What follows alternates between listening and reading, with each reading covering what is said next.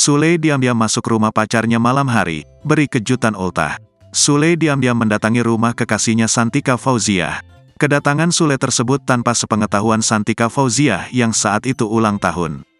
Sule sengaja buat kejutan ulang tahun ke Santika Fauziah yang akhirnya membuat tangis haru.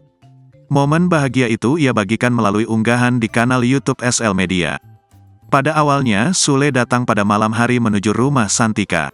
Ayah Rizky Febian ini bersama tim datang mengendap-endap tanpa diketahui oleh kekasihnya itu. Terlihat Sule masuk ke rumah Santika sambil membawa buket bunga berukuran besar dan kue ulang tahun. Santika pun tampak kaget dengan kedatangan Sule.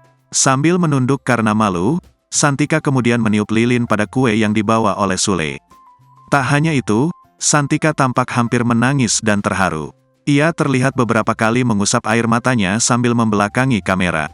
Lebih lanjut, Santika kemudian menyuapkan kue ulang tahun untuk Sule. Sontak unggahan video itu pun disambut komentar dari netizen.